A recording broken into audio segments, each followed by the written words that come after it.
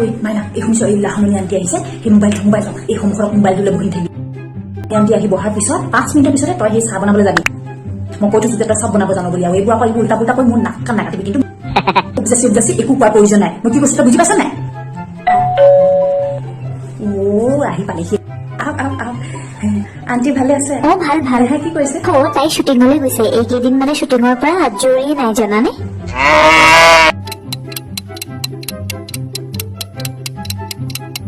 মা 5 মিনিট হ'ল চাহ বনাবলৈ যাওঁ নে মানে যা সেই চাহটো বনাই দেগে যা পাতি দেগে সেই আৰু চেনি কমকৈ দিবি মানে সেই লাহনীয়ে বেছিকৈ চেনি নাখায়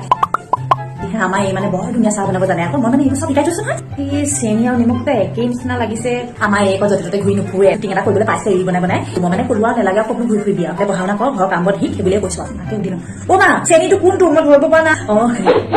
চেনি আৰু নিমখ একে নিচিনা লাগিছে কমকে দিবলৈ কৈছিলে হয় কিন্তু কেইচামুচ দিব লাগিব মাকে মা চেনি মানে কম মানে কেইচামুচ দিম চাহপাত কিমান দিম সেই ভিতৰত থকা ভাল বিস্কুটটো দিম নে বাহিৰত থকা সেই কাটা বিস্কুটটো দিম লাহনী আপুনি অলপ বহকচোন কথা এটা মানে বুজি নাপাওঁ হে ভিতৰৰ পৰা মানে চিঞৰিছে তাই মানে মোৰ মানুহৰ আগত লাজ দিখাই গ'ল মই নাজানো কাৰণ মাৰ মুখে কিন্তু মানিবি